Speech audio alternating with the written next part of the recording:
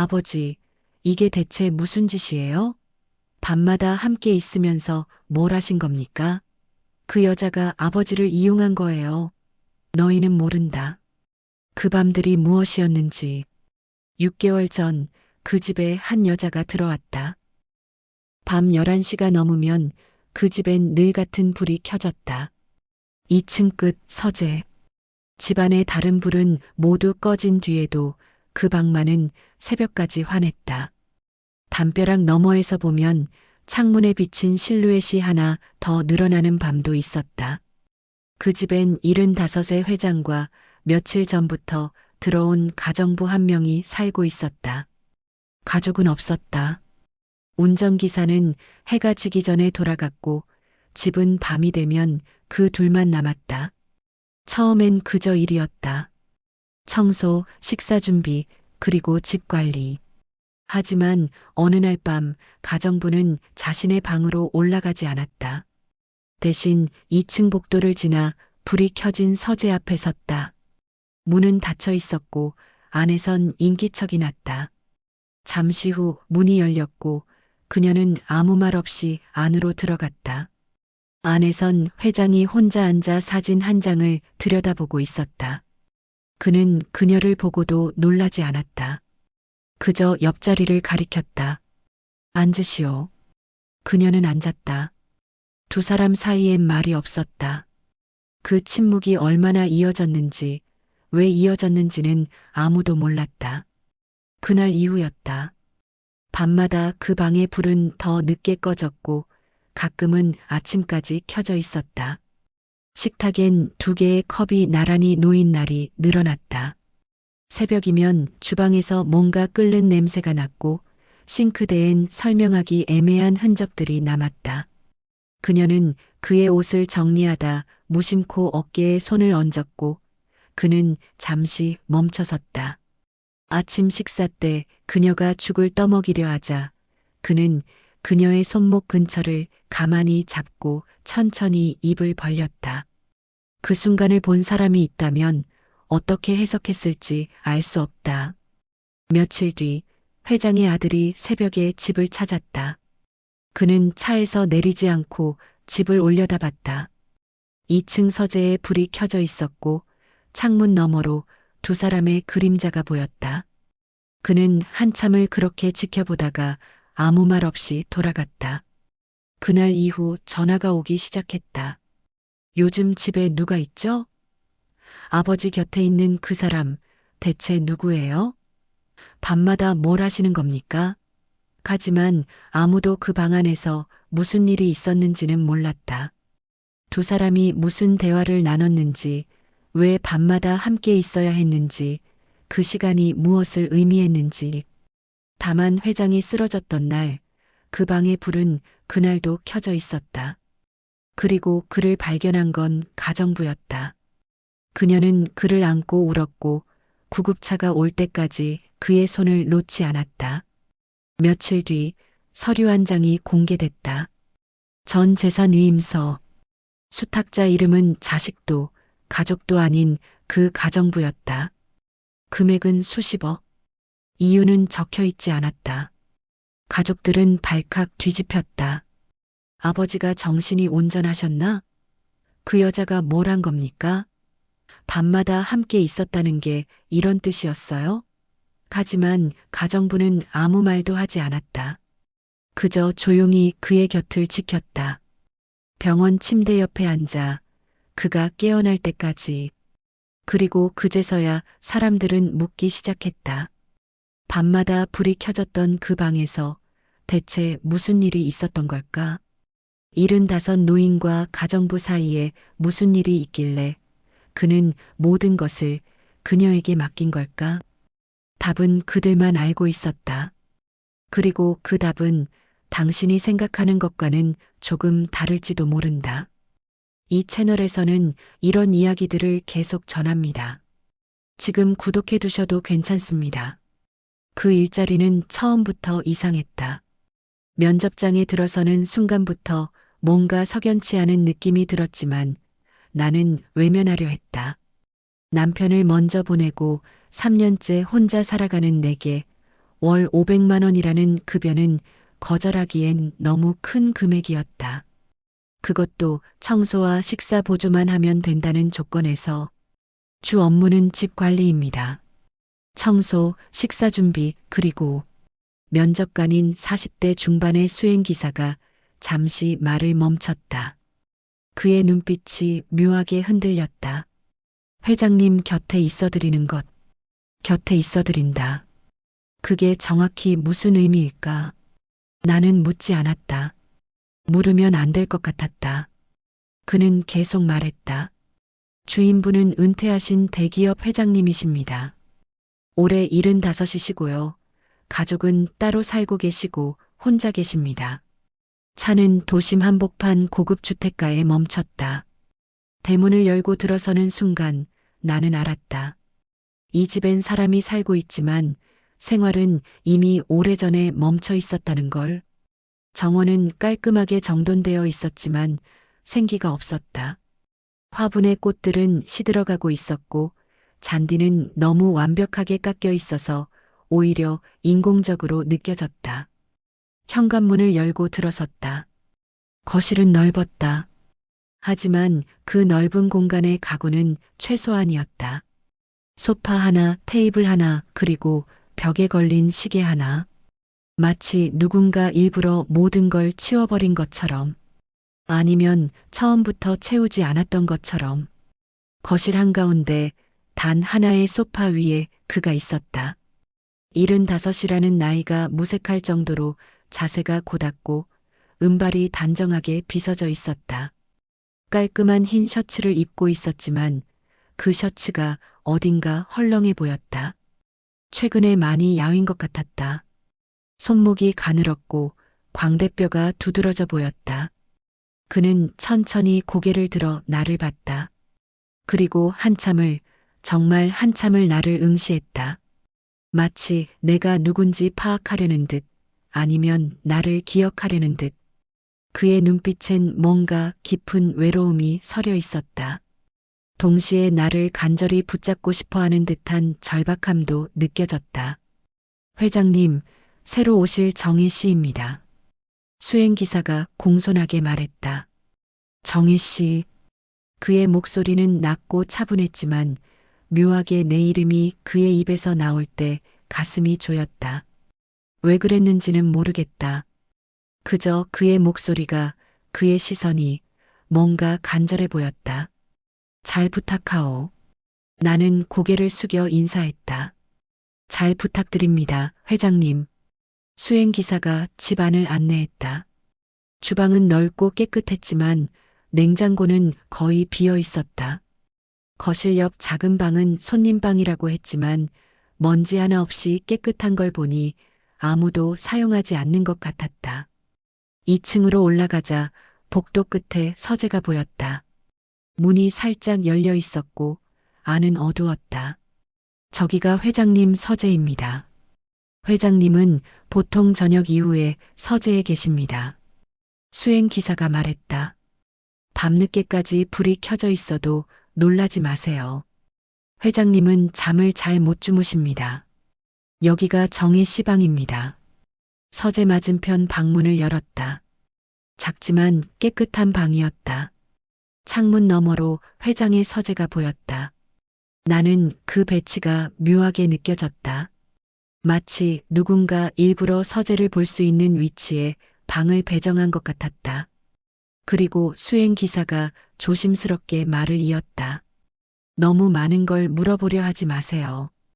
회장님은 말씀이 많지 않으시고 가끔 같은 질문을 반복하실 수도 있습니다. 그럴 땐 그냥 자연스럽게 대답해 주시면 됩니다. 나는 고개를 끄덕였다. 하지만 이미 알고 있었다. 이 집의 주인은 말이 없는 게 아니라 말할 사람이 없는 것뿐이라는 걸. 첫날 밤 나는 짐을 풀고 거실로 내려왔다. 회장은 여전히 같은 자리에 앉아 있었다. 그는 창밖을 보고 있었다. 밖은 이미 어두웠고 거실엔 작은 스탠드 하나만 켜져 있었다. 그의 얼굴은 반쯤 그림자에 가려져 있었다. 나는 물 한 잔을 따라 그 옆 테이블에 조용히 놓았다.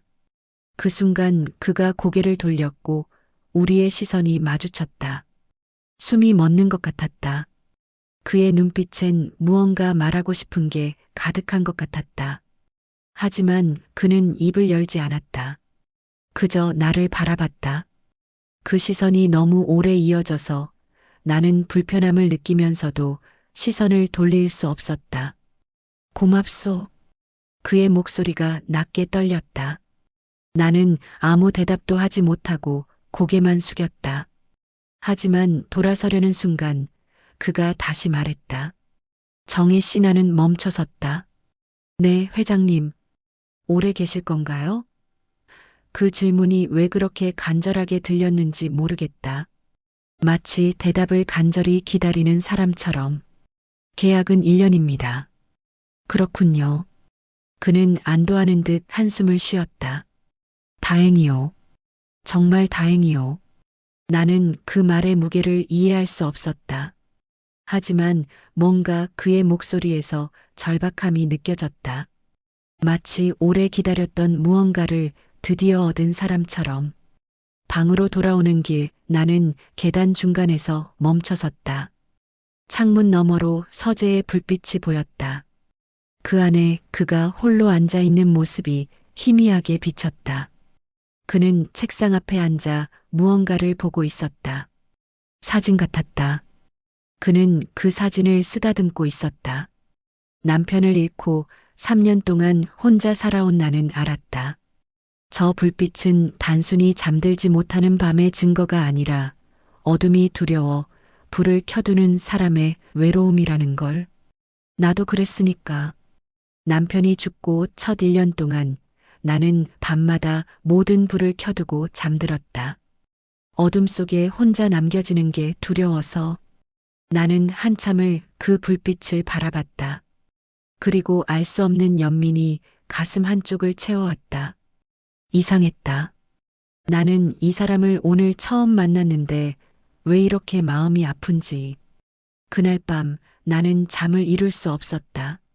창문 너머 서재의 불빛은 새벽까지 꺼지지 않았다.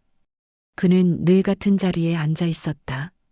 아침이든 오후든 저녁이든 마치 그 소파가 유일하게 자신을 기억하는 장소인 것처럼.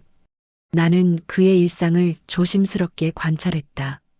아침 8시에 일어나 거실로 내려오고 같은 자리에 앉아 창밖을 보고 내가 가져다 주는 식사를 몇 숟가락 뜨다 그만두고 오후엔 서재로 들어가 저녁까지 나오지 않았다.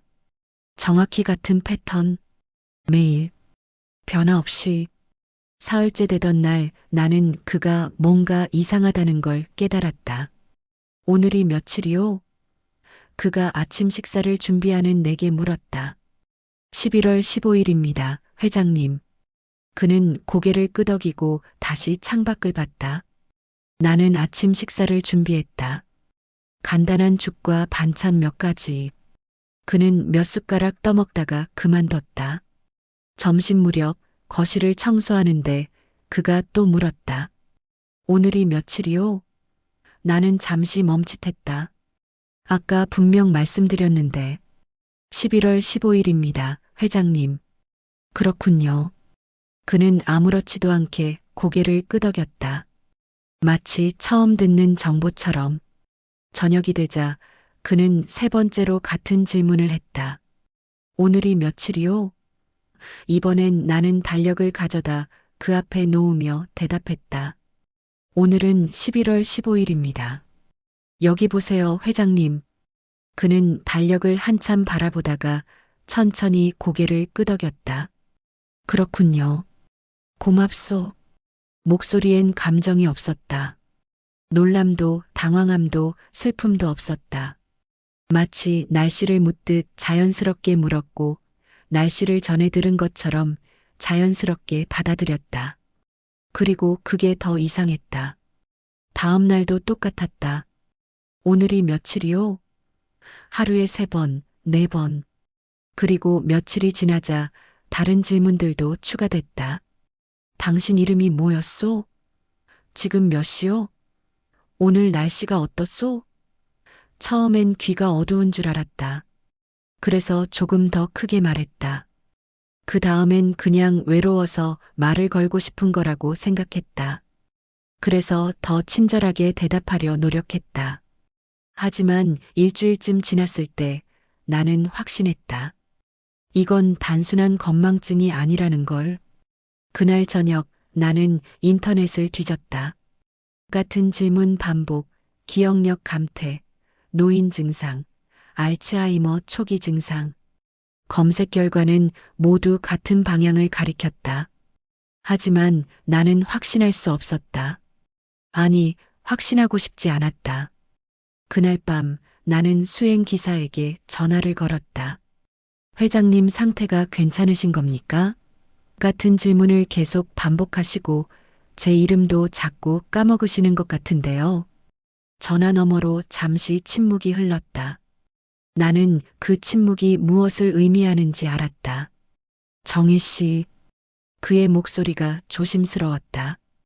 그건 제가 말씀드릴 수 있는 부분이 아닙니다. 다만 회장님은 지금 가장 편안한 사람이 필요하십니다. 그게 정희 씨의 역할입니다. 편안한 사람이요? 네.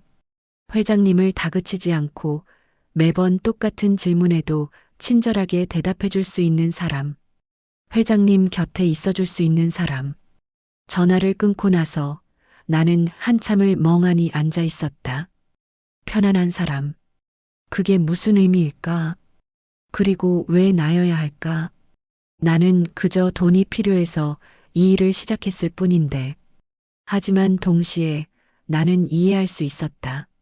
남편이 말기암 진단을 받았을 때 나도 남편에게 그런 사람이 되려고 노력했었다. 같은 걱정을 반복해도 같은 두려움을 토로해도 매번 처음 듣는 것처럼 들어주려 했다. 그게 내가 할 수 있는 전부였으니까. 다음 날부터 나는 조금 다르게 접근했다. 아침마다 달력을 거실 테이블 위에 펼쳐놓았다. 그가 소파에 앉으면 차를 따라주며 말했다. 오늘은 11월 23일입니다, 회장님. 날씨는 맑고 조금 쌀쌀해요. 오늘 점심엔 된장찌개 끓여드릴게요. 회장님이 좋아하신다고 하셨잖아요. 그는 나를 봤다. 그리고 천천히 미소 지었다. 그의 미소는 쓸쓸했지만 동시에 따뜻했다. 미리 알려주는군요. 네, 회장님이 궁금해하실 것 같아서요. 당신은 친절하시오. 그 말이 왜 그렇게 가슴에 남았는지 모르겠다. 남편을 잃고 혼자 살면서 누군가에게 친절하다는 말을 들어본 게 얼마만인지. 나는 그저 효율적으로 일하려 했을 뿐인데 그는 그걸 친절이라고 받아들였다. 그리고 그날 이후 그는 다른 질문들을 하기 시작했다. 정희 씨는 가족이 있소? 남편을 먼저 보냈습니다. 그렇군요. 그는 잠시 침묵했다. 외로우시겠소? 네. 많이 외로워요. 나도 그렇소. 그의 목소리가 낮아졌다. 아내를 잃은 후론 늘 혼자였소. 우리는 한참을 말없이 앉아 있었다. 그 침묵이 어색하지 않았다. 말이 필요 없는 그런 시간. 어느 날 저녁 식사를 준비하는데 그가 주방 입구에 섰다. 나는 놀라서 돌아봤다. 그는 보통 서재에 있을 시간인데. 정희 씨. 네, 회장님. 당신 이름이 뭐였소? 나는 칼을 든 손이 멈췄다. 분명 오늘 아침에도 점심에도 내 이름을 불렀는데. 아니, 지금 방금도 내 이름을 불렀는데. 정희입니다. 그는 고개를 끄덕였다. 정희 좋은 이름이요. 그리고 중얼거렸다. 정희, 정희, 정희 마치 잊지 않으려고 외우는 것처럼. 그 모습을 보는 게 왜 이렇게 가슴 아픈지 몰랐다. 남편도 말기에 그랬다. 내 이름을 계속 불렀다. 잊을까봐. 나를 놓칠까봐. 그날 밤 나는 또 서재의 불빛을 봤다. 여전히 켜져 있었다. 새벽 1시가 넘어서도 꺼지지 않았다. 나는 걱정이 되어 조심스럽게 서재 문을 두드렸다. 회장님, 우유 가져왔습니다. 문이 천천히 열렸다. 그는 나를 봤다. 눈이 충혈되어 있었고 얼굴은 피곤해 보였다. 하지만 나를 보는 순간 그의 표정이 조금 밝아졌다. 들어오시오. 나는 망설이다가 들어갔다. 서재는 생각보다 넓었고 책들로 가득했지만 정돈되어 있었다. 책상 위엔 서류들이 가지런히 쌓여 있었고 한쪽 벽면엔 사진들이 걸려 있었다. 젊은 시절의 회장, 아내와 함께 찍은 사진, 아이들이 어렸을 때 사진들. 그는 창가 쪽 의자를 가리켰다. 앉으시오. 나는 앉았다. 우리는 한참 말없이 앉아 있었다. 밖에선 바람 소리가 들렸고 서재 안은 따뜻했다. 그리고 이상하게도 이 침묵이 불편하지 않았다. 당신은 왜 이 일을 하오? 그가 먼저 입을 열었다. 나는 솔직하게 대답했다. 돈이 필요해서요. 그리고 혼자 있는 게 너무 외로워서요. 혼자? 남편이 죽고 3년 동안 혼자 살았어요. 그게 너무 힘들었어요. 집에 있으면 모든 게 남편 생각나고 말할 사람도 없고 그래서 누군가를 돌보는 일을 찾았어요. 그럼 조금은 덜 외로울 것 같아서. 그는 고개를 끄덕였다. 나도 그렇소. 아내가 떠난 후 5년째 혼자요. 자식들은 있지만 그가 말을 멈췄다. 그들은 나한테 관심이 없소. 1년에 한두 번, 그것도 돈이 필요할 때만 전화가 와요. 그의 목소리가 떨렸다. 나는 점점 잊어가고 있어. 어제 일도 작년 일도 심지어 나 자신까지도. 거울을 봐도 이 사람이 누군지 모를 때가 있어요. 나는 가슴이 먹먹했다. 천천히 생각하시면 기억나실 거예요. 아니요. 그는 고개를 저었다. 기억은 돌아오지 않소. 그저 사라질 뿐이요. 하나씩 하나씩. 그래서 두려워요. 언젠간 모든 게 사라지고 나는 어둠 속에 혼자 남겨질까봐. 나는 그의 손을 잡았다. 본능적으로. 생각하지 않고 그저 그가 너무 외로워 보여서. 혼자가 아니에요. 제가 여기 있잖아요. 그는 나를 봤다. 눈에 눈물이 고여 있었다. 당신은 왜 이렇게 잘해주시오? 나는 그저 늙고 쓸모없는 사람인데. 저도 외로워서요. 회장님처럼. 그래서 회장님이 저를 필요로 하신다는 게 저한테도 위안이 돼요. 저도 누군가에게 필요한 사람이라는 느낌, 그게 좋아요. 그는 내 손을 꽉 쥐었다. 그의 손은 마른 나뭇가지처럼 가늘었지만 힘이 있었다. 따뜻했다. 우리 비슷하군요. 네, 비슷해요. 우리는 한참을 그렇게 손을 잡고 앉아 있었다. 그리고 그날 밤 처음으로 나는 혼자가 아니라는 느낌을 받았다. 3년 만에. 그날 이후 나는 매일 밤 서재 문 앞에 우유를 두었다. 그리고 가끔은 문을 두드려 함께 앉아 있었다. 우리는 많은 말을 나누지 않았다. 하지만 그 침묵은 외롭지 않았다. 밤 10시가 넘으면 집안은 조용해졌다. 나는 주방을 정리하고 거실을 마지막으로 점검한 뒤 2층으로 올라갔다. 하지만 매일 밤 창문 너머로 보이는 서재의 불빛은 꺼지지 않았다. 처음엔 그가 책을 읽거나 일을 보는 줄 알았다. 하지만 며칠을 지켜보니 그는 그저 앉아 있을 뿐이었다. 새벽 2시, 3시에도 불은 켜져 있었다. 어느 날 밤 나는 더 이상 참을 수 없어 서재 문을 두드렸다. 회장님, 잠시 들어가도 될까요? 들어오시오. 나는 문을 열고 들어갔다.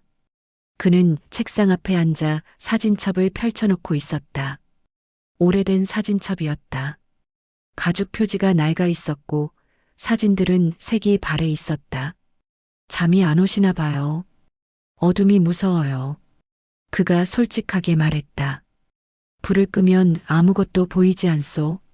그럼 내가 누군지도 여기가 어딘지도 모르게 돼요. 그래서 불을 켜두는 거요. 나는 그의 옆에 앉았다. 그럼 제가 함께 있어 드릴게요. 괜찮소? 정희 씨도 쉬어야 괜찮아요. 저도 어차피 잠이 안 와요.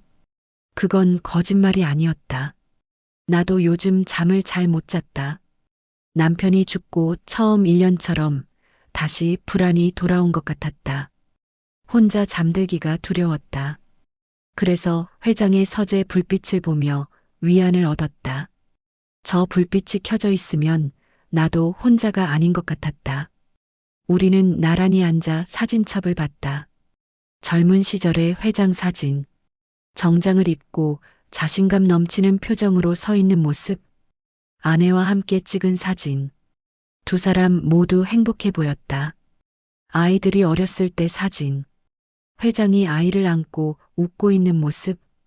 이게 언제였는지 기억이 안 나요. 그가 한 사진을 가리켰다. 행복해 보이세요. 그랬나요? 그는 사진을 한참 들여다봤다. 이 사람이 나인 것 같은데 낯설어요.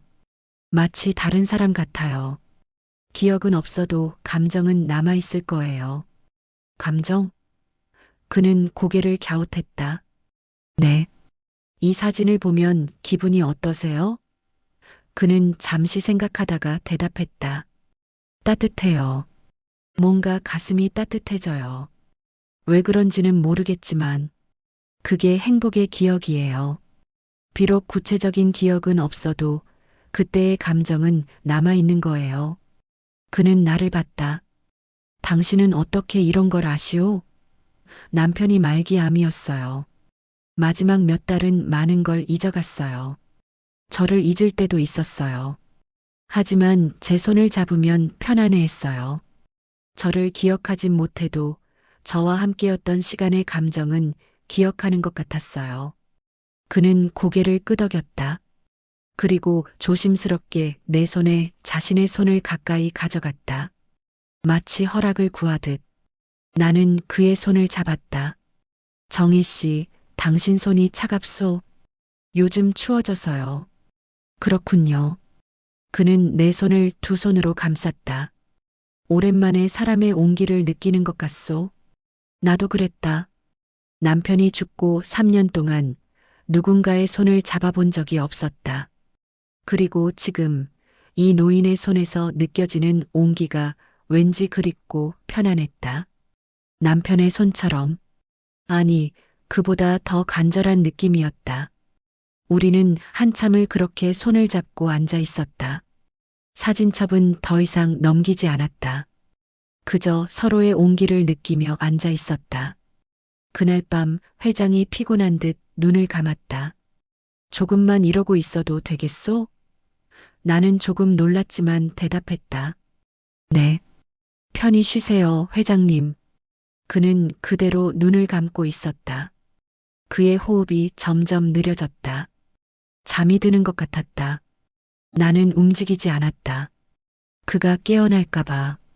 그렇게 1시간쯤 지났을 때 나도 모르게 졸기 시작했다. 피곤했다. 하지만 동시에 편안했다. 오랜만에 느끼는 평화였다. 혼자가 아니라는 느낌. 다음 날 아침 나는 서재 소파에서 깼다. 내 위에 담요가 덮여 있었다. 회장은 책상에 앉아 나를 보고 있었다. 아침 햇살이 창문으로 들어와 그의 얼굴을 비추고 있었다. 깨셨소? 그의 목소리가 부드러웠다. 어젯밤에 고마웠소. 오랜만에 편히 잤소. 나는 얼굴이 화끈거렸다. 죄송합니다. 제가 졸아버렸네요. 아니요. 그는 고개를 저었다. 나도 당신 덕분에 잤소. 오랜만에 악몽 없이 잤어요.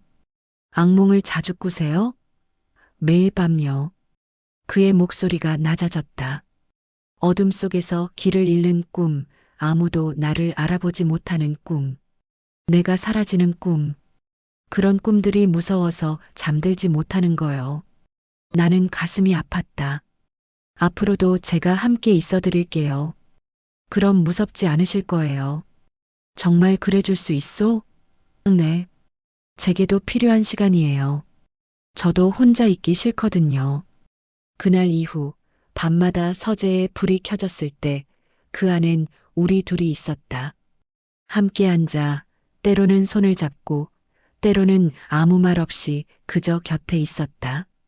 그리고 가끔은 그가 피곤해하면 소파에서 편히 쉴 수 있도록 나는 옆에 앉아 있었다. 하지만 밖에서는 말들이 돌기 시작했다. 어느 날 수행 기사가 나를 따로 불렀다. 그의 표정이 심각했다. 정희 씨, 혹시 회장님과 지내시는 게 불편하지 않으신가요? 나는 의아했다. 불편하진 않은데요. 왜 그러세요? 밤늦게까지 불이 켜져 있고 정희 씨도 서재에 계신다는 얘기가 있습니다. 회장님이 잠을 못 주무셔서 제가 곁에 있어 드리는 건데요. 그게 그가 난처한 표정을 지었다. 사람들이 이상하게 생각할 수 있다는 겁니다. 그리고 가족 측에서도 신경 쓰고 계신다고 하네요. 가족이요? 나는 어이가 없었다. 한 번도 찾아오지 않으면서요? 며칠 전 회장님 아드님이 새벽에 다녀가셨습니다. 서재 불이 켜져 있는 걸 보시고 궁금해 하셨다고 합니다. 나는 화가 났다. 제가 뭘 어떻게 하라는 겁니까? 조심하시라는 겁니다. 오해를 사지 않도록. 나는 더 이상 듣고 싶지 않았다. 돌아서서 주방으로 갔다. 하지만 그날 밤 나는 서재에 가지 않으려 했다. 문제를 만들고 싶지 않았다. 하지만 밤 12시가 넘어도 서재의 불은 여전히 켜져 있었다. 그리고 나는 참을 수 없었다. 나는 결국 우유를 들고 서재 문을 두드렸다. 회장님, 우유 가져왔습니다. 문이 열렸다. 그는 나를 보고 안도하는 표정을 지었다. 눈이 붉어져 있었다. 울었던 것 같았다. 오늘은 안 오시는 줄 알았소. 죄송합니다. 좀 늦었네요. 괜찮소? 그는 조심스럽게 말했다. 당신이 오길 기다리고 있었소. 혼자 있으니까 너무 무서웠어요. 나는 가슴이 뜨거워졌다. 제가 여기 있어요, 회장님. 우리는 다시 나란히 앉았다. 그리고 그가 조심스럽게 내 손 가까이 자신의 손을 가져오며 말했다. 정희 씨, 당신이 없으면 나는 이 밤을 견딜 수 없소. 저도요, 회장님. 저도 회장님이 없으면 외로워요. 우리는 서로를 바라봤다. 그리고 그 순간 나는 알았다. 우리는 서로의 외로움을 달래주는 이상하지만 필요한 존재가 되어가고 있다는 걸. 그날 밤 그는 또 피곤해하며 소파에 기댔다. 그리고 나도 그의 옆에서 함께 쉬었다. 밖에서 누가 뭐라 하든 이 시간만큼은 우리에게 필요한 것이었다. 냉장고를 열 때마다 이상했다. 일주일 전에 채워놓은 식재료들이 거의 그대로였다. 나는 매일 정성껏 식사를 준비했지만 회장은 몇 숟가락 뜨다가 그만두곤 했다. 입맛이 없소. 그는 늘 같은 말을 했다. 나는 메뉴를 바꿔봤다. 한식, 양식, 가벼운 죽, 국물 요리. 하지만 결과는 같았다. 그는 점점 더 야위어 갔다. 광대뼈가 더 도드라져 보였고 셔츠 깃이 점점 더 헐렁해졌다. 어느 날 아침 식탁을 치우는데 접시가 거의 그대로였다. 맛이 없으십니까, 회장님? 그는 고개를 저었다. 맛은 좋소. 그런데 배가 고프지 않소. 요즘 먹는 게 짐이요. 나는 그의 얼굴을 자세히 봤다. 처음 왔을 때보다 확실히 더 야위었다. 손목이 가늘어졌고 얼굴에 핏기가 없었다. 그날 밤 나는 남편 생각이 났다. 남편도 말기에 그랬다. 먹고 싶지 않다고, 배가 고프지 않다고. 나는 매일 죽을 끓였다. 남편이 좋아하던 그 죽. 그런데 남편은 몇 숟가락 떠먹다가 내 손을 잡고 말했다. 미안해. 당신이 정성껏 만들어준 걸 못 먹어서. 나는 괜찮다고 웃었지만 속으로는 무너졌다.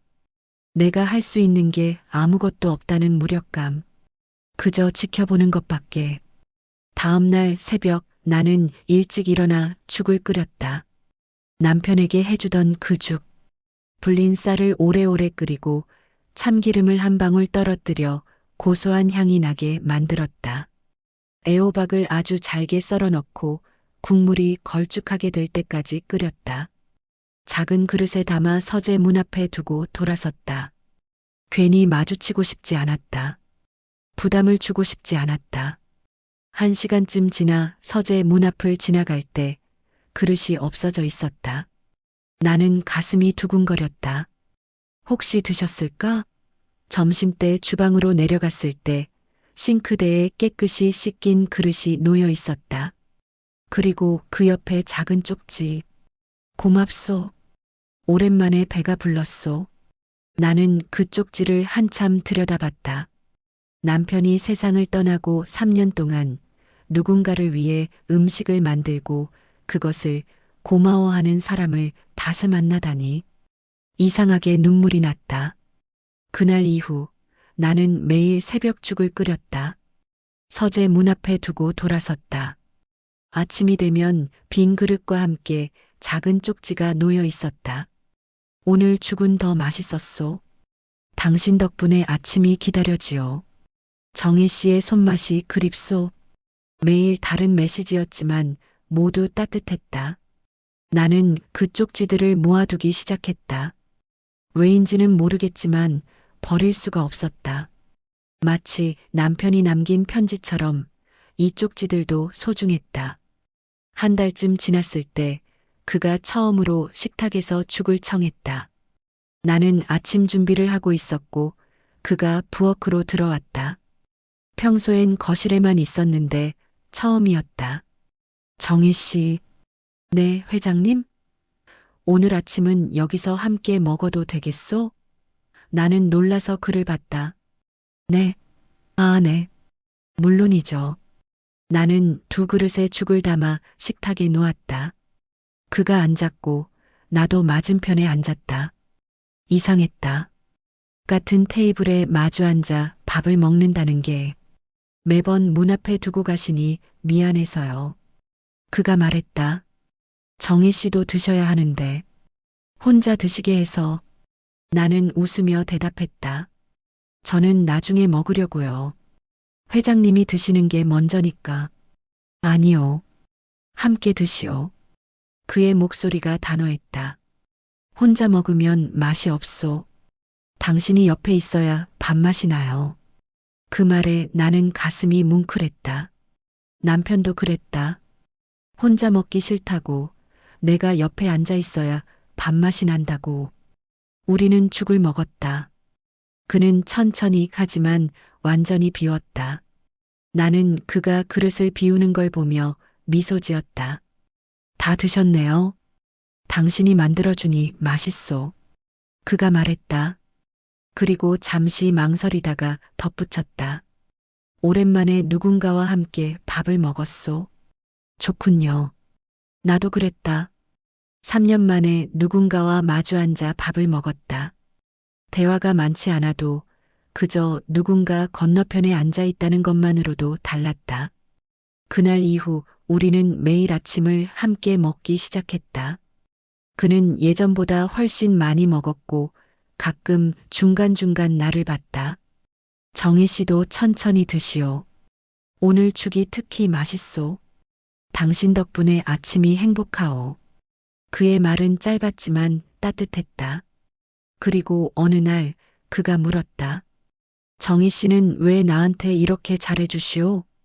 나는 잠시 생각했다. 왜일까? 그냥 회장님이 잘 드셔야 제 마음이 편해서요. 그는 한참을 나를 바라보다가 말했다. 당신은 특별한 사람이요. 나처럼 늙고 쓸모없는 사람한테 회장님은 쓸모없지 않으세요. 내가 끊어 말했다. 그리고 저도 특별하지 않아요. 그냥 누군가를 돌보는 게 익숙해서요. 익숙하다니? 남편을 오래 간병했거든요. 마지막 1년은 이렇게 죽을 끓여 먹이고 밤새 깨어 있고 그랬어요. 나는 처음으로 남편 얘기를 자세히 했다. 그래서 회장님이 밤마다 잠들지 못하시는 것도 식사를 잘 못하시는 것도 너무 잘 알겠더라고요. 그는 숟가락을 내려놓았다. 그랬군요. 정희 씨도 외로우셨겠소. 혼자 그 시간을 버티셨으니. 나는 고개를 끄덕였다. 네, 많이 외로웠어요. 그래서 이 일을 시작했는지도 몰라요. 혼자 있는 게 견딜 수 없어서 누군가를 돌보면 조금은 덜 외로울 것 같았어요. 그는 내 손 쪽을 바라봤다. 그리고 천천히 자신의 손을 뻗어 내 손 가까이 가져왔다. 마치 허락을 구하듯 우리 서로 외롭지 않게 해주오. 나는 그의 손을 잡았다. 그의 손은 따뜻했다. 남편의 손처럼. 네, 그러죠. 우리는 한참을 그렇게 손을 잡고 앉아 있었다. 아침 햇살이 창문으로 들어와 식탁을 비추고 있었다. 어느 날 아침 그가 죽을 먹다가 숟가락을 놓았다. 정희 씨, 네, 당신 손이 참 따뜻하오. 그가 중얼거렸다. 아내 손 같소? 나는 얼굴이 뜨거워졌다. 그런가요? 오랜만에 이렇게 누군가와 함께 밥을 먹으니까 좋소? 혼자 먹는 것보다. 저도요, 회장님. 그날 이후 아침 식사 시간은 우리에게 가장 평화로운 시간이 되었다. 우리는 서로를 살리고 있었다. 정희 씨, 그가 내 이름을 부르는 횟수가 늘어났다. 처음엔 하루에 한두 번이었는데 이제는 내가 지나갈 때마다 뭔가를 할 때마다 불렀다. 정희 씨, 오늘 날씨가 어떻소? 정희 씨, 잠시 앉아 계시지 않겠소? 정희 씨, 당신은 지금 뭘 하고 있소? 처음엔 일일이 대답하는 게 번거로웠다. 하지만 시간이 지나면서 나는 그가 왜 자꾸 나를 부르는지 알게 됐다. 내 이름을 부르는 것, 그게 그에게는 나를 기억하는 방법이었다. 매번 내 이름을 입 밖으로 내서 잊지 않으려는 것이었다. 어느 날 저녁 그가 서재에서 나를 불렀다. 정희 씨, 잠시 들어와 주시겠소? 나는 들어갔다. 그는 책상 앞에 앉아 오래된 사진첩을 펼쳐놓고 있었다. 같은 사진첩이었다. 며칠 전에도 봤던. 이것 좀 봐주시겠소? 나는 다가가 사진을 봤다. 젊은 남자가 한 여자와 함께 웃고 있는 사진이었다. 며칠 전에도 본 사진이었다. 이게 누군지 기억이 안 나오. 그의 목소리가 떨렸다. 남자는 회장님 아니신가요? 젊으실 때. 그는 고개를 끄덕였다. 그건 알겠소. 그런데 이 여자가 누군지 모르겠소. 중요한 사람인 것 같은데. 나는 가슴이 먹먹했다. 며칠 전에도 같은 대화를 나눴다. 하지만 그는 기억하지 못했다. 부인이신가요? 그는 고개를 저었다. 부인은 아니오. 부인은 오래전에 세상을 떠났소. 그건 기억나오. 그런데 이 사진 속 여자는 그는 사진을 쓰다듬었다. 왜 이렇게 가슴이 아플까요? 이 사람을 볼 때마다 나는 말문이 막혔다. 기억은 사라져도 감정은 남는다는 게 이런 걸까? 천천히 생각해 보세요. 언젠간 기억나실 거예요. 그는 고개를 저었다. 아니요. 나는 점점 더 많은 걸 잊고 있어. 어제 일도, 작년 일도, 10년 전 일도 다 뒤섞여서 뭐가 뭔지 모르겠어. 그의 목소리에 절망이 배어 있었다. 나는 그의 옆에 앉았다. 그럼 제가 기억해 드릴게요. 회장님이 말씀하시는 것들, 중요하다고 생각하시는 것들, 제가 다 기억해 둘게요. 그는 나를 봤다. 눈에 눈물이 고여 있었다. 그럴 수 있겠소? 네. 제가 회장님의 기억이 되어 드릴게요. 그날 밤부터 나는 노트를 만들기 시작했다.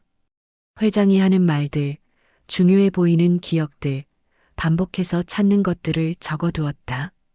그리고 매일 아침 그에게 읽어주었다. 어제 회장님은 정원의 장미가 예뻐서 한참 보셨어요. 그저께는 옛날 회사 얘기를 하셨어요.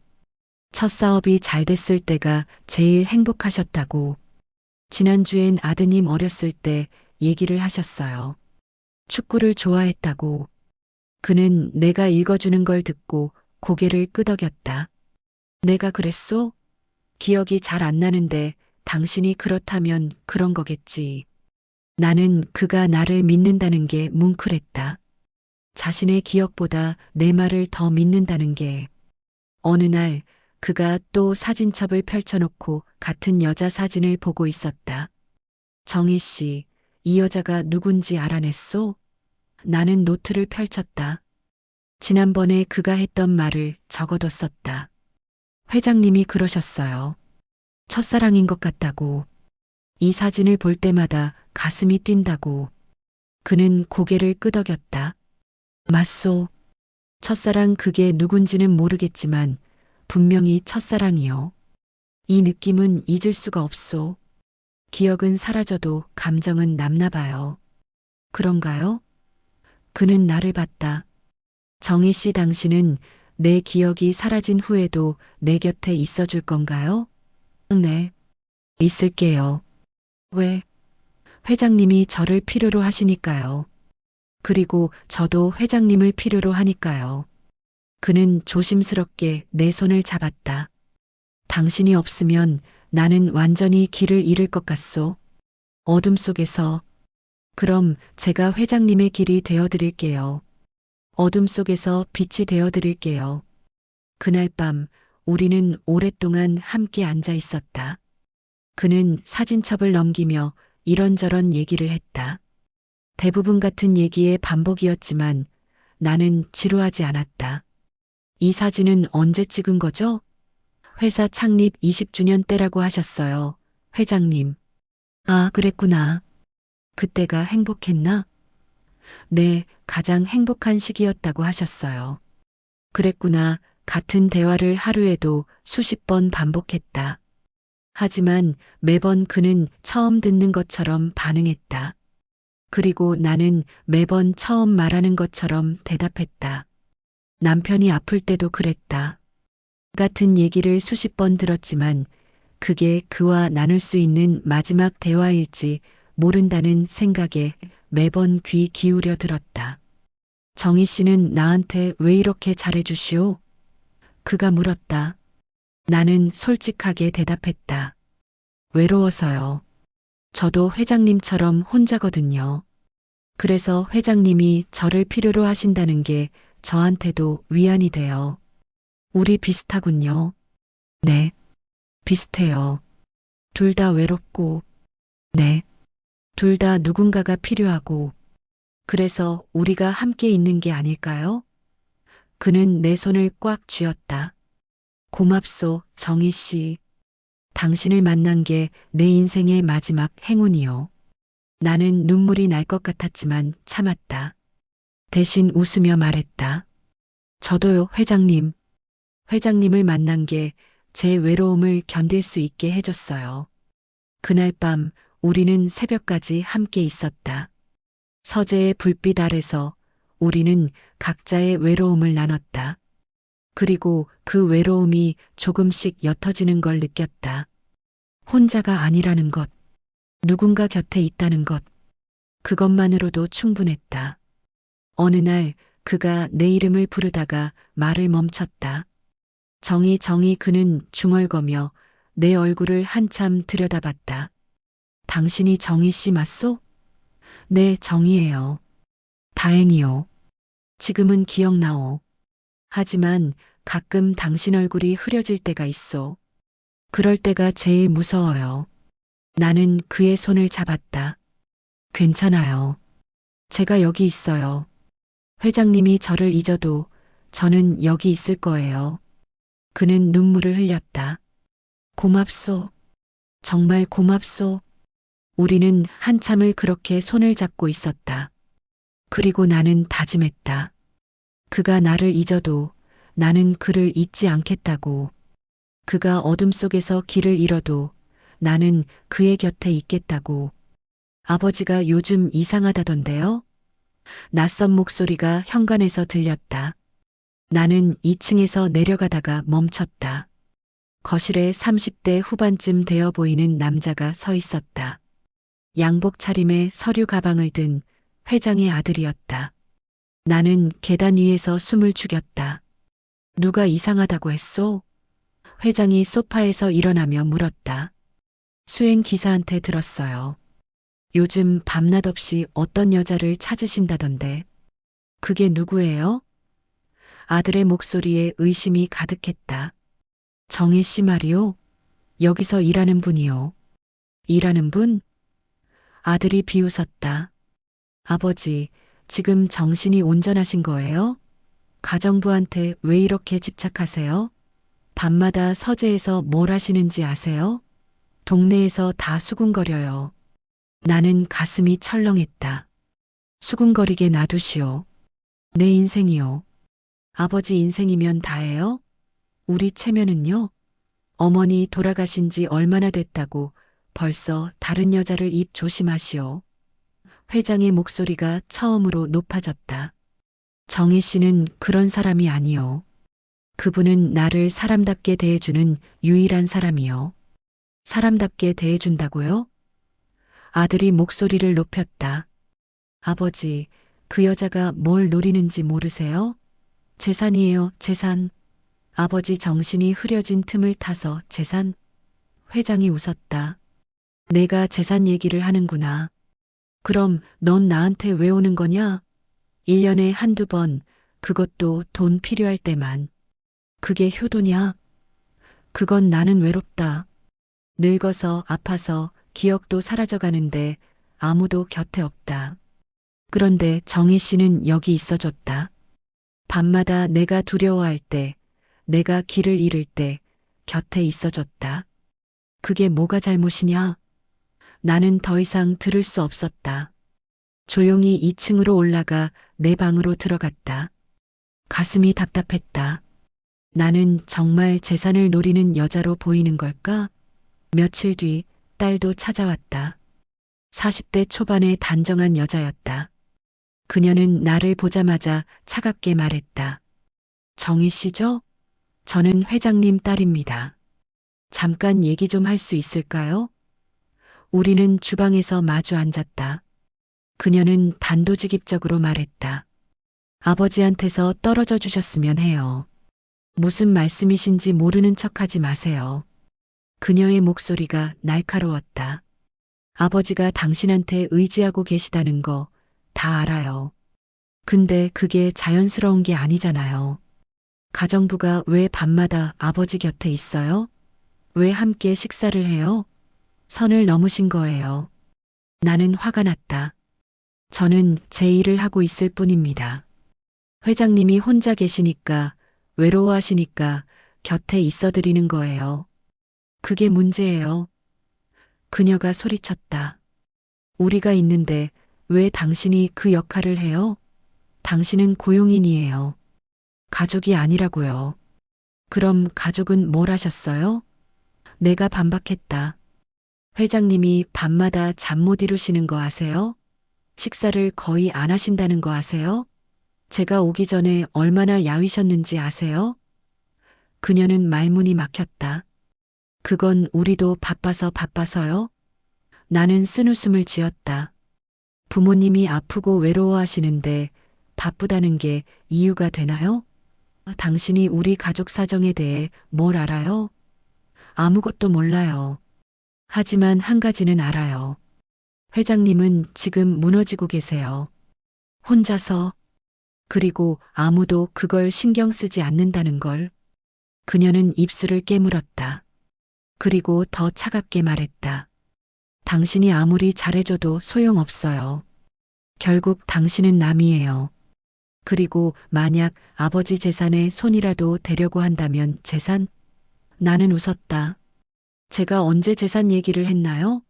저는 그냥 회장님이 혼자 외로워하시는 게 안타까워서 제가 할 수 있는 걸 하는 것뿐이에요. 그게 더 무섭다고요. 당신처럼 순수한 척하는 사람들이 제일 위험해요. 나는 더 이상 대화하고 싶지 않았다. 자리에서 일어났다.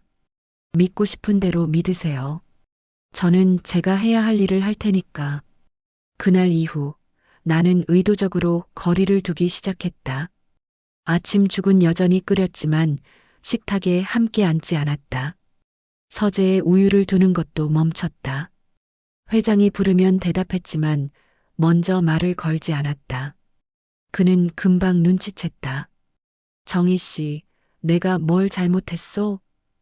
어느 날 저녁 그가 물었다. 나는 고개를 저었다. 아니에요. 다만 제가 선을 지켜야 할 것 같아서요. 선? 무슨 선? 저는 고용인이고 회장님은 고용주세요. 그 이상도 이하도 아니에요. 그 말을 하는 내 목소리가 떨렸다. 그는 한참을 나를 바라보다가 천천히 고개를 끄덕였다. 그렇군요. 내가 착각했소. 미안하오. 그는 돌아서서 서재로 들어갔다. 문이 닫히는 소리가 너무 크게 들렸다. 나는 그 자리에 서서 한참을 울었다. 그날 밤부터 나는 사표를 쓰기 시작했다. 하지만 펜을 들 때마다 손이 떨렸다. 창문 너머로 서재의 불빛이 보였다. 그 안에서 그가 혼자 앉아 있을 것이다. 예전처럼 어둠과 싸우면서 외로움을 견디면서 나는 이렇게 그를 버리는 게 맞는 걸까? 하지만 남는다고 해서 달라질 게 있을까? 가족들의 의심, 주변의 시선, 그리고 무엇보다 내 자신의 혼란. 나는 정말 단순히 외로움 때문에 그를 돌보는 걸까? 아니면 다른 무언가가. 일주일 뒤 나는 결심했다. 회장에게 사표를 내밀었다. 죄송합니다, 회장님. 개인적인 사정으로 그만둬야 할 것 같습니다. 그는 사표를 받아들고 한참을 내려다봤다. 손이 떨리고 있었다. 언제 떠나실 예정이요? 2주 뒤요. 그는 고개를 끄덕였다. 화를 내지도 붙잡지도 않았다. 그저 조용히 말했다. 고마웠소. 정말 고마웠소. 그 말이 가장 아팠다. 나는 대답하지 못하고 방으로 돌아왔다. 그리고 문을 닫는 순간 눈물이 쏟아졌다. 나는 왜 이렇게 아플까? 나는 단지 일을 그만두는 것뿐인데 왜 이렇게 무언가를 잃는 것 같을까? 그날 밤 창문 너머 서재의 불빛은 새벽까지 켜져 있었다. 그리고 나는 그 불빛을 보며 밤새 울었다. 마지막 날이 다가왔다. 나는 짐을 쌌고 방을 정리했다. 회장은 여전히 같은 자리에 앉아 있었지만 예전처럼 나를 부르지 않았다. 우리 사이엔 보이지 않는 벽이 생겼고 그 벽은 점점 두꺼워졌다. 나는 그게 맞다고, 이게 나은 거라고 스스로를 다독였다. 하지만 가슴 한쪽이 계속 아팠다. 떠나는 날 아침, 나는 마지막으로 죽을 끓였다. 새벽 5시에 일어나 쌀을 불리고 천천히 끓였다. 애호박을 잘게 썰고 참기름을 한 방울 떨어뜨렸다. 그가 좋아하던 그 맛 그대로 작은 그릇에 담아 식탁에 놓았다. 회장은 여전히 같은 자리에 앉아 있었다. 창밖을 보고 있었다. 나는 그 앞에 죽을 놓고 인사를 했다. 그동안 감사했습니다, 회장님. 그는 고개를 들어 나를 봤다. 눈이 붉어져 있었다. 밤새 잠을 못 잔 것 같았다. 정희 씨도 고마웠소. 당신 덕분에 행복했소. 오랜만에. 나는 더 이상 참을 수 없어 고개를 숙였다. 잘 지내세요, 회장님. 그리고 꼭 식사 잘하세요. 당신이 없는데 어떻게 먹겠소? 그 말에 나는 눈물이 쏟아질 것 같았다. 나는 서둘러 돌아섰다. 현관으로 향했다. 짐을 챙기고 문 손잡이를 잡았다. 그 순간 뒤에서 쿵 하는 소리가 들렸다. 나는 뒤돌아봤다. 회장이 바닥에 쓰러져 있었다. 죽그릇이 바닥에 엎질러져 있었고 그는 그 옆에 쓰러져 있었다. 회장님, 나는 짐을 내던지고 달려갔다. 그를 부축했다. 그는 의식이 있었지만 숨을 헐떡이고 있었다. 도와줘요. 내가 소리쳤다. 수행기사가 급히 전화를 걸었다. 나는 회장을 안고 울었다. 회장님, 정신 차리세요. 회장님. 그는 눈을 가늘게 뜨고 내 얼굴을 봤다. 손을 들어 내 뺨을 만졌다. 정혜 씨 떠나지 마시오. 안 떠날게요.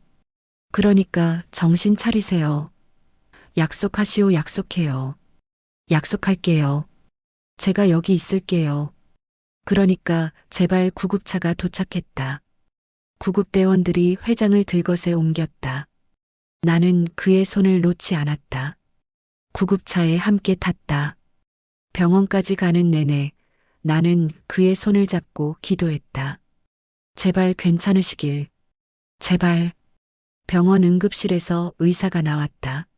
심한 스트레스가 겹쳐서 쓰러지신 겁니다. 의사가 말했다. 며칠 입원하셔야 할 것 같습니다. 다행히 큰 문제는 없지만 정신적으로 많이 약해지신 상태예요.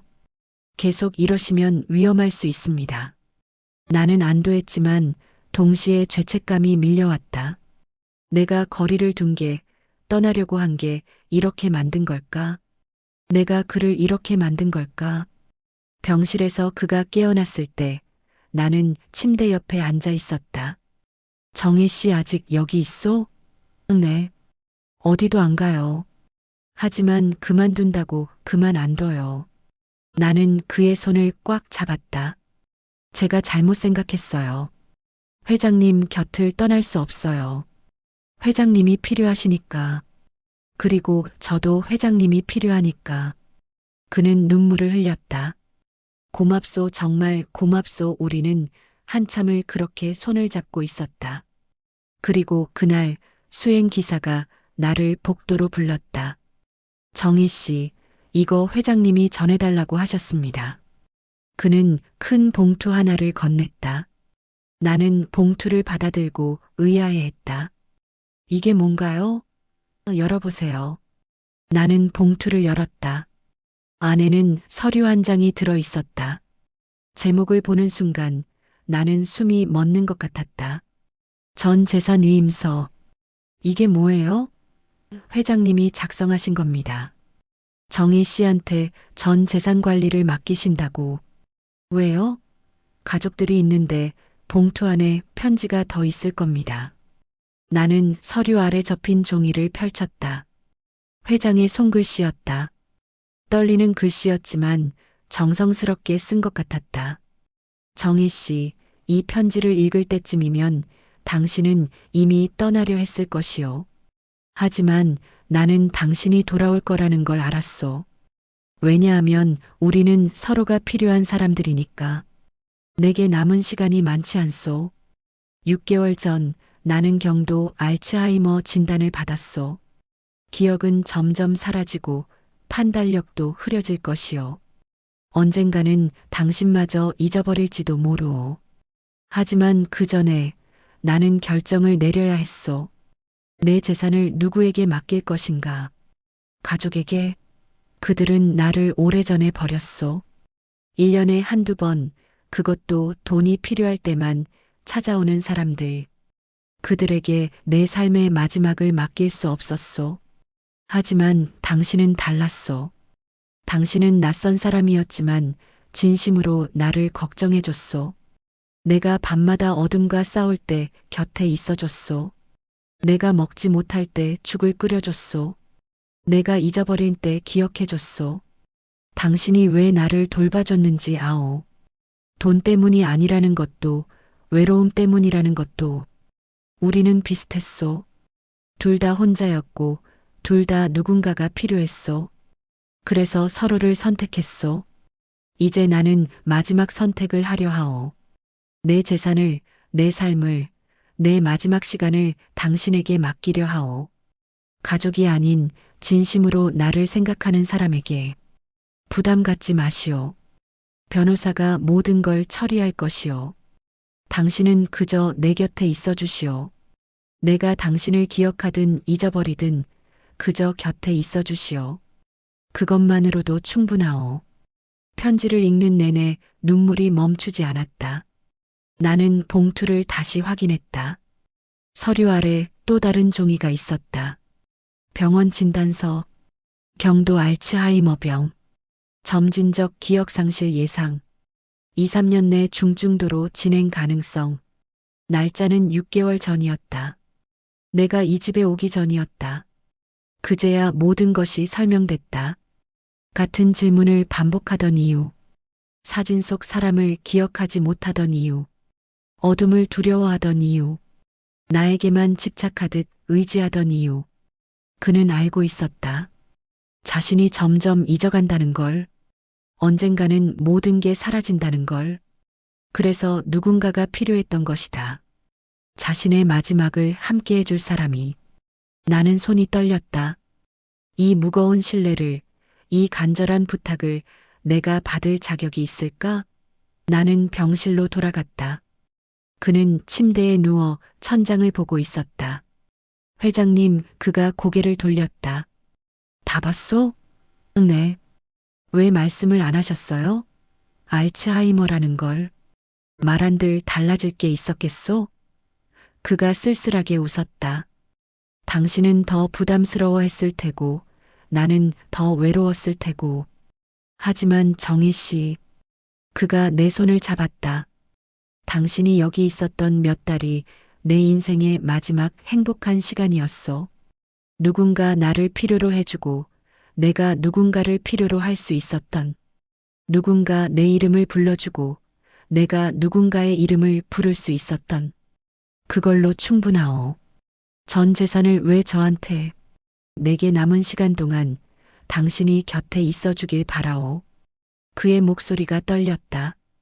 가족이 아니라 진심으로 나를 생각하는 사람으로서 내가 당신을 잊어버려도 당신은 나를 기억해주는 사람으로서 그게 내가 당신한테 부탁할 수 있는 전부요. 가족들은요? 자녀분들은요?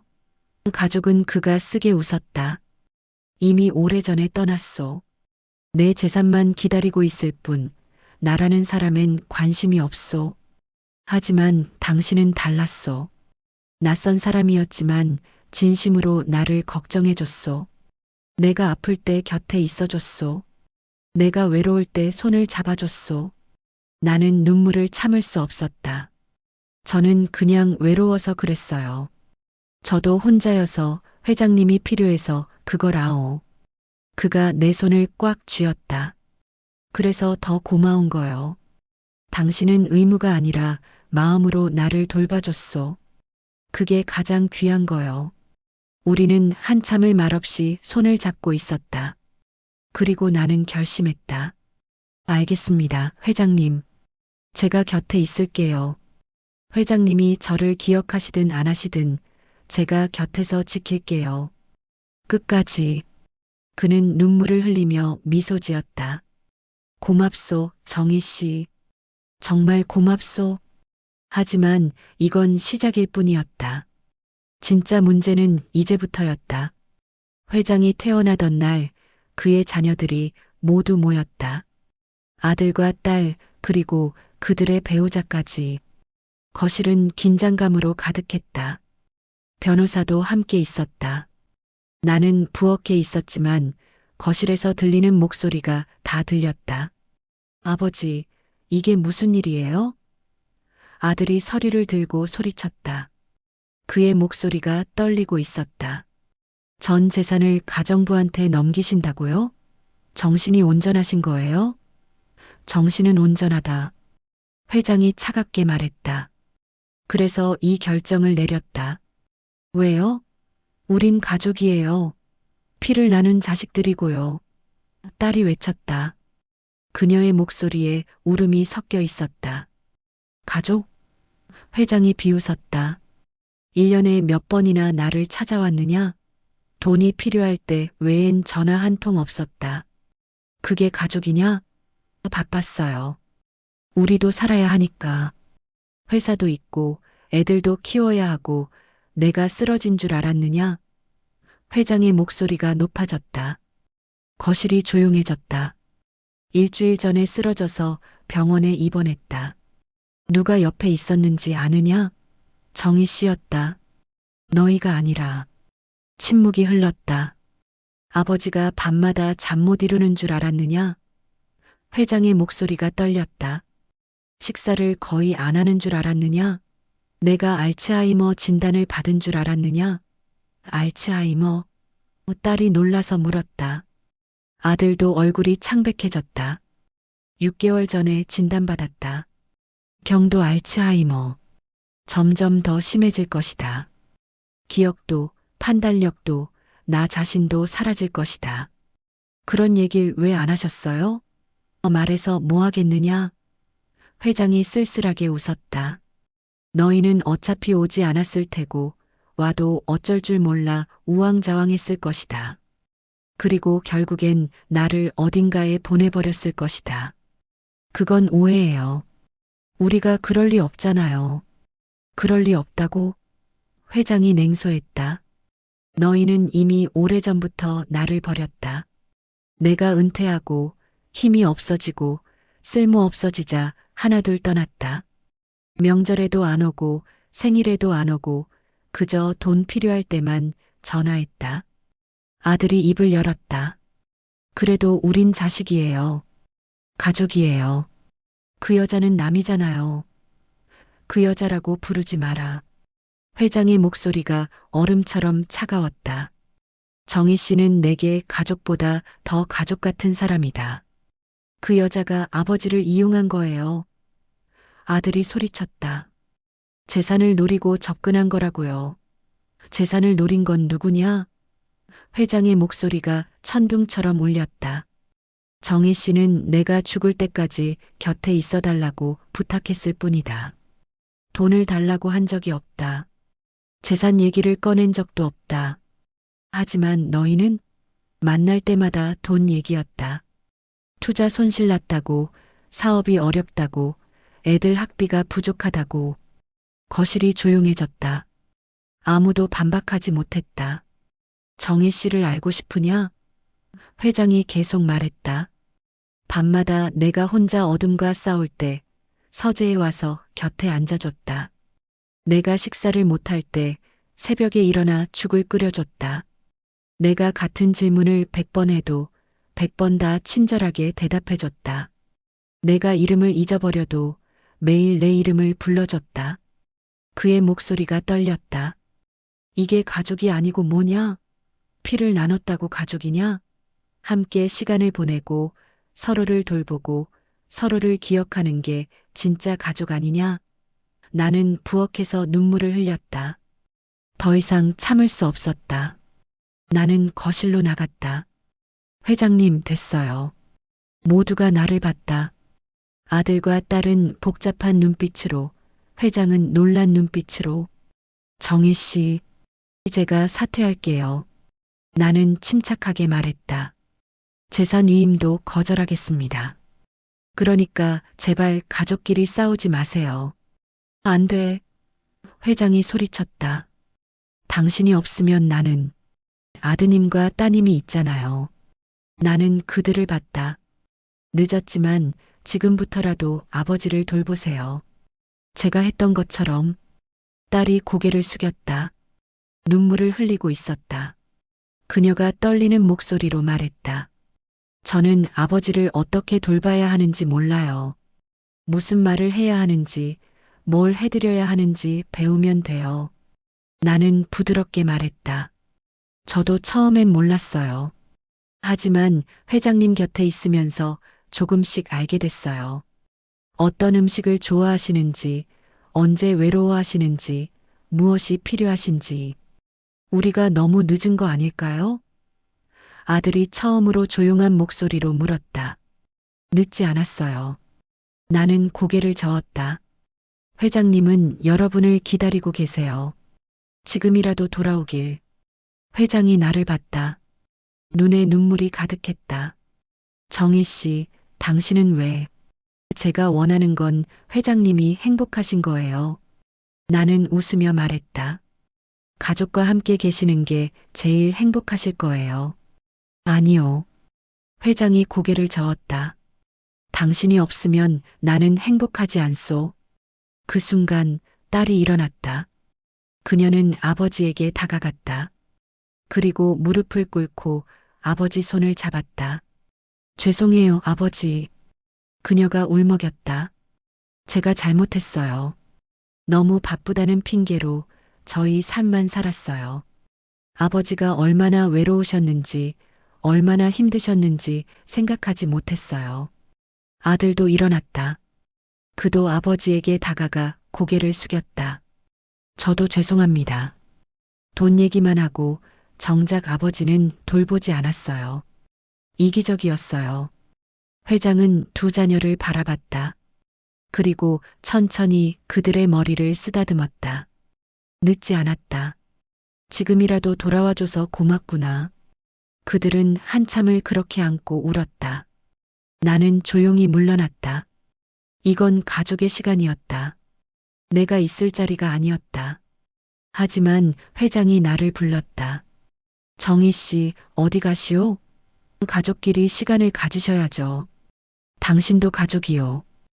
회장이 단호하게 말했다. 당신은 내게 가족이나 다름없소. 딸이 나를 봤다. 그리고 천천히 말했다. 정희 씨, 죄송해요. 제가 오해했어요. 당신이 아버지를 이용한다고 생각했어요.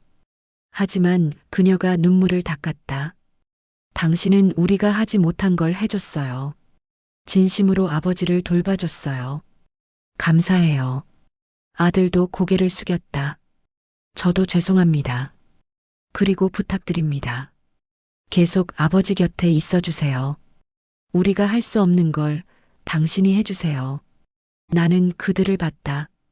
그리고 회장을 봤다. 그는 나를 보며 미소 지었다.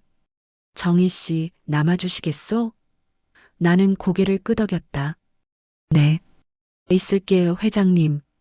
그날 이후 모든 게 달라졌다. 딸은 일주일에 2번씩 찾아왔다. 회장과 함께 차를 마시고 옛날 얘기를 나눴다. 아들도 주말마다 왔다. 가족들과 함께 식사를 하고 산책을 했다. 하지만 밤이 되면 여전히 서재에 불이 켜졌다. 그리고 그 안엔 회장과 내가 있었다. 우리는 여전히 함께 앉아 사진을 보고 손을 잡고 때로는 아무 말 없이 그저 곁에 있었다. 시간이 지나면서 회장의 증상은 점점 심해졌다.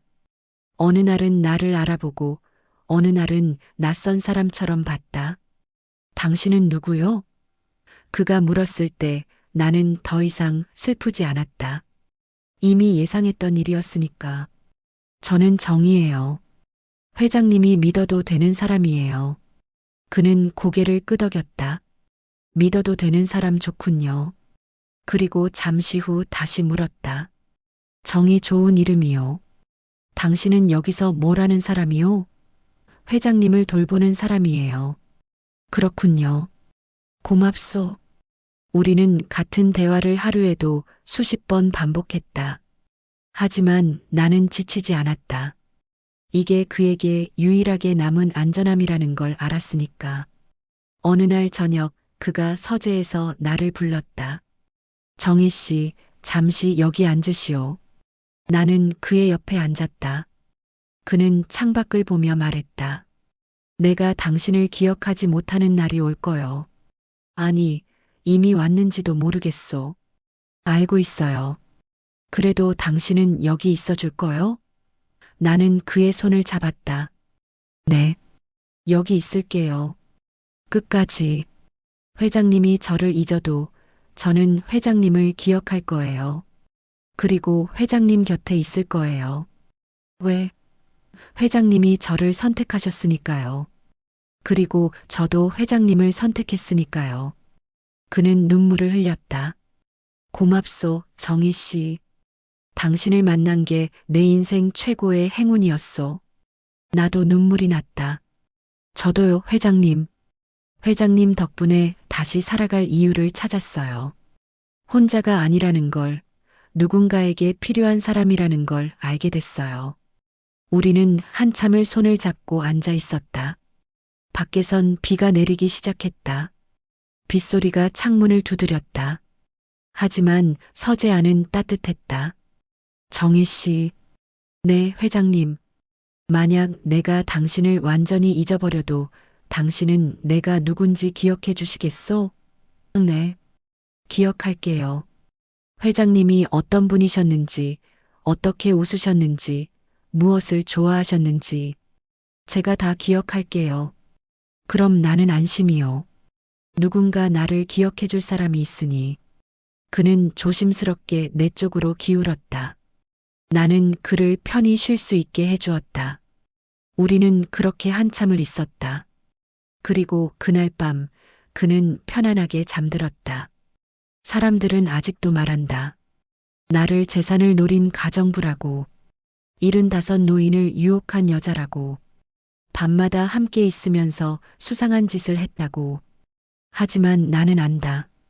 그가 전 재산을 내게 맡긴 이유는 사랑을 증명하려는 것도 세상을 놀라게 하려는 것도 아니었다는 걸. 기억이 사라지기 전에 자신의 삶을 맡길 수 있는 사람을 선택했을 뿐이라는 걸. 그리고 나는 그 선택에 응답했을 뿐이다. 고용인으로서가 아니라 한 사람으로서, 서로의 외로움을 이해하는 두 사람으로서, 그가 어둠 속에서 두려워하지 않도록, 내가 혼자가 아니라고 느낄 수 있도록 우리는 서로를 선택했다. 밤마다 켜지는 그 불빛 아래서 우리는 각자의 외로움을 나눴다. 그리고 그 시간은 누가 뭐라 해도 우리 둘만의 것이었다. 그게 사랑이었는지 외로움이었는지 아니면 그 이상의 무언가였는지 나도 잘 모르겠다. 다만 확실한 건 우리는 서로에게 필요한 사람이었다는 것. 그리고 그게 우리가 할 수 있는 가장 진실한 선택이었다는 것. 지금도 밤이 되면 서재에 불이 켜진다. 그 안에 그가 앉아 있다. 가끔은 나를 알아보고 가끔은 낯선 사람처럼 본다. 하지만 상관없다. 나는 그의 옆에 앉아 그의 손을 잡고 그가 두렵지 않도록 함께 있어준다. 그가 나를 기억하든 잊든 나는 그를 기억한다. 그리고 그것만으로도 충분하다. 우리는 서로의 마지막 동반자가 되었다. 혈연도 계약도 아닌 선택으로 맺어진. 그리고 그게 가장 아름다운 관계였다. 이런 이야기들을 다음에도 조용히 함께 듣고 싶다면 이 채널에 남아주셔도 괜찮습니다. 긴 시간 들어주셔서 감사합니다.